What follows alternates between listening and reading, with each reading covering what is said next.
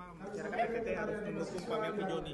Oh iya, karena Pak Melki Joni adalah jawaban untuk NTT lebih baik, lebih maju dan lebih berkualitas. Kenapa? Karena Pak Melki Joni punya komitmen untuk membangun NTT. Ya, yang kedua, Pak Melki Joni itu didukung oleh koalisi yang cukup besar. Ya, seperti Gerindra, Demokrat, Golkar, itu kita semua punya menteri yang cukup banyak. Hampir dari 48 menteri, setengah lebih kita yang pegang itu. Artinya ketika Pak Melki nanti bicara soal persoalan NTT, misalnya pendidikan, ya kan? Nah, selain ada saya di Komisi 10, saya akan mendorong Menteri Pendidikan untuk melihat anak-anak yang putus sekolah.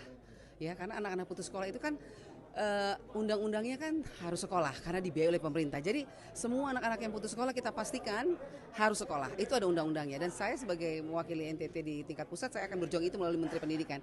Nah, Menteri Pendidikan ini kan yang punya kan Prabowo. Ya, artinya kabinet merah putih. Artinya ketika kita bicara soal Indonesia Timur, persoalan apapun pasti akan diresponnya dengan cepat. Itu udah pasti. Nah, bicara soal kesehatan, Pak Melki kan punya pengalaman di Komisi 9. Dia tahu rumah sakit, puskesmas, dan persoalan apa yang ada di kesehatan di NTT, dia tahu. Dan pasti dia akan punya terobosan-terobosannya. Menteri Kesehatan pun juga diatur oleh Presiden, ya kan? Ketika masyarakat NTT memilih paket Joni, inilah berkat besar yang Tuhan siapkan buat kita. Tinggal bagaimana masyarakat NTT menyadari ini bahwa ini adalah berkat besar yang Tuhan berikan, di mana paket Melki Joni ini didukung oleh koalisi yang besar, menterinya banyak, dan semua menteri itu berkomitmen untuk menjalankan program-programnya Pak Prabowo, program-programnya Pak Prabowo, ya, artinya membangun Indonesia lebih baik ke depan untuk Indonesia menuju Indonesia emas.